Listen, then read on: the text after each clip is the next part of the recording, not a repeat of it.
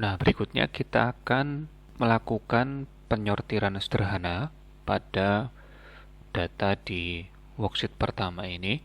Namun sebelum itu kita konversi dulu data-data berikut ini menjadi sebuah tabel. Nah, meskipun data-data ini sepertinya tersaji dalam bentuk tabel, namun sejatinya data-data ini tersaji dalam bentuk range ya, atau data mentah, sehingga kita perlu konversi terlebih dahulu menjadi sebuah tabel. Caranya kita blok semua nilai atau semua data ini dari sel B5 sampai ke sel K19. Kemudian kita ke tab menu insert. Nah, di sini kita pilih tool yang bernama table ya. Ketika muncul kotak dialog create table, kita centang pada pilihan my table has headers. Lalu kita klik tombol OK. Nah, sekarang kita sudah memiliki sebuah tabel. Namun, apabila Bapak Ibu rekan-rekan ingin mengganti tampilan atau pewarnaan desain dari tabel ini, kita bisa ke tab menu desain ya, tab menu yang sedang menyala sekarang. Lalu kita pilih di bagian table styles ya. Nah, sebagai contoh saja kita pilih pada jenis table style light 19 ya, di sebelah sini ya. Oke, sehingga tampilan tabel kita seperti ini. Nah, ketika kita sudah mengkonversi sebuah data menjadi tabel, maka di setiap header kolom atau judul kolomnya akan memiliki tombol seperti ini ya. Tombol filter namanya. Nah, sebagai contoh kita akan mengurutkan tampilan data ini sesuai dengan nama wilayahnya. Di sini nama wilayah acak ya. Jawa, Kalimantan, Sumatera, kemudian Jawa lagi. Nah, sebagai contoh coba kita atur sehingga di sini data akan diurutkan sesuai nama wilayah secara alfabet. Caranya adalah kita klik pada tombol filter di header kolom wilayah. Lalu kita pilih short A to Z ya. Nah, sehingga sekarang data kita diurutkan berdasarkan nama wilayah. Bali yang paling atas, kemudian disusul oleh Jawa, Kalimantan, dan Sumatera. Nah, salah satu trik menyortir lainnya adalah, sebagai contoh kita hanya akan menampilkan status gold dan silver, begitu ya. Berarti Bapak Ibu pilih tombol filter di header kolom status. Nah, lalu kita hilangkan centang di select all ya. Lalu kita centang saja pada pilihan gold dan silver sehingga data yang muncul hanya data gold dan data dengan status silver. Kita klik OK. Nah, jadinya seperti ini ya. Hanya status gold dan silver saja yang muncul. Nah, untuk menghilangkan filter ini atau mengembalikan ke tampilan semula, kita klik lagi di tombol filter pada header kolom status. Lalu kita pilih clear filter from status ya, untuk menghilangkan semua pengaturan filternya tadi. Nah, sekarang data sudah muncul semua. Kita juga bisa membuat penyortiran menggunakan sebuah tombol slicer namanya. Nah, sebagai contoh seperti ini. Kita langsung praktekkan buat slicer ya. Kita taruh kursor kita di dalam sel, salah satu sel dalam tabel, kemudian kita pilih tab menu design, lalu kita pilih tool bernama insert slicer ya. Silahkan diklik Bapak Ibu. Nah, sebagai contoh kita akan menyortir data ini berdasarkan wilayah ya. Kita pilih wilayah lagi ya, sehingga kita pilih perintah wilayah. Perintah di sini adalah sama dengan header kolom yang muncul di tabel kita. Nah, kita pilih wilayah, kemudian kita klik tombol OK. Nah, sekarang muncul seperti ini Bapak Ibu. Ini disebut dengan slicer. Nah, slicer ini kita bisa atur ukurannya. Apabila kita klik Bali ya. Karena slicer yang tadi kita pilih adalah slicer wilayah, sehingga hanya ada wilayah Bali, Jawa, Kalimantan, dan Sumatera. Kalau kita pilih tombol Bali, maka data hanya menunjukkan transaksi di wilayah Bali. Kalau kita pilih Jawa, maka data hanya akan memunculkan wilayah transaksi di Jawa, dan seterusnya. Nah, ini disebut dengan slicer. Nah, untuk menghilangkan slicer atau menghilangkan filter yang kita pilih menggunakan slicer, kita klik tombol di sini ya, clear filter. Nah, sehingga tampilan data tabelnya kembali ke tampilan yang awal. Nah, itu adalah sedikit tips mengenai penyortiran menggunakan tabel.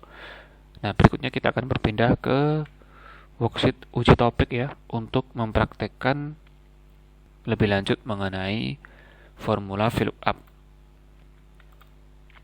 Nah, sebagai contoh kita sudah memiliki tampilan seperti ini ya. Ada sebuah data lagi, data penjual buah, katakan seperti itu.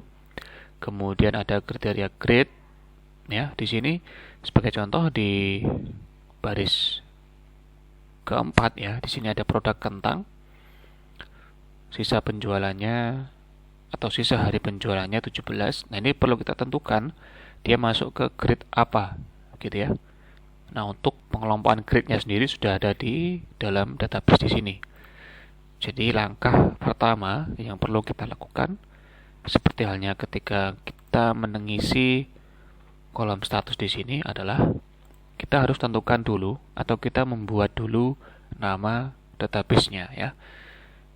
Kita sepakati database berada di sebelah sini karena di sini berisi kolom sisa hari penjualan ya, kemudian keterangan grade-nya. Nah, kita blok dari mulai F4 sampai G8. Kemudian kita ubah namanya di name box ini menjadi misal data grid ya. Nah, sekarang kita sudah memiliki database dengan nama data grid. Lalu kita terapkan formula lookup di sini. Kita tulis sama dengan V lookup buka kurung.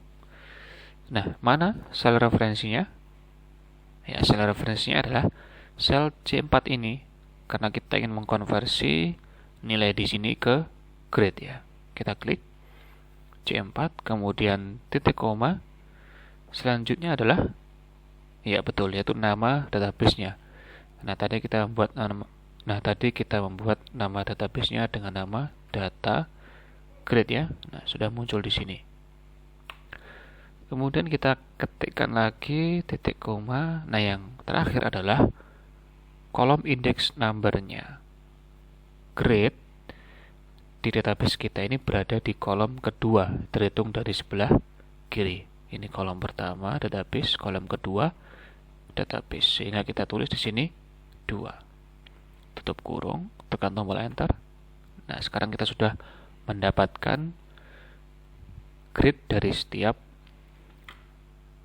sisa hari penjualan dengan cara kita menggunakan fill handle seperti ini. Oke ya.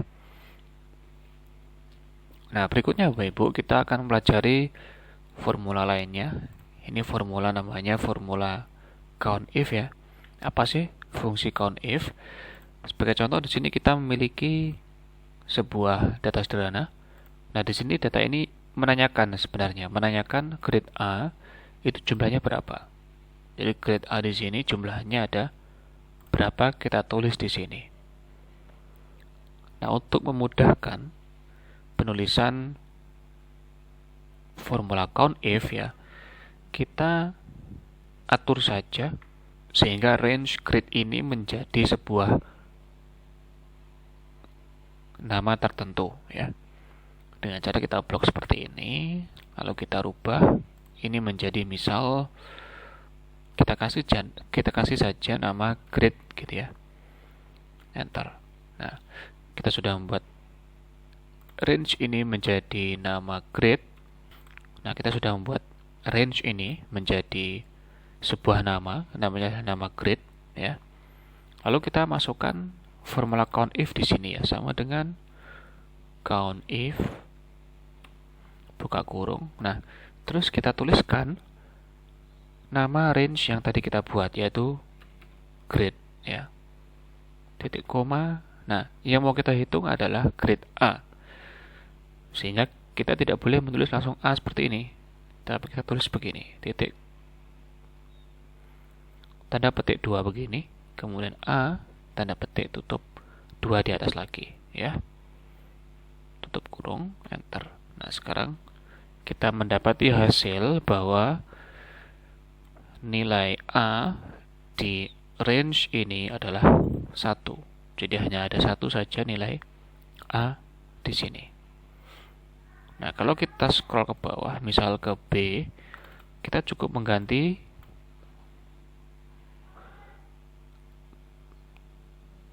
huruf A menjadi huruf B ya, enter. Nah, B-nya di sini ada 5 ya, dan seterusnya.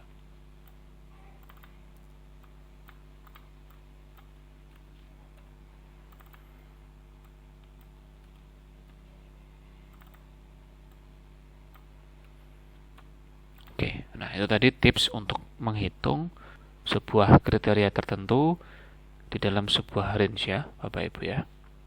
Oke, selanjutnya kita akan berpindah ke worksheet database ya. Nah, worksheet database ini erat kaitannya dengan desain kwitansi yang akan kita buat di worksheet kwitansi ya.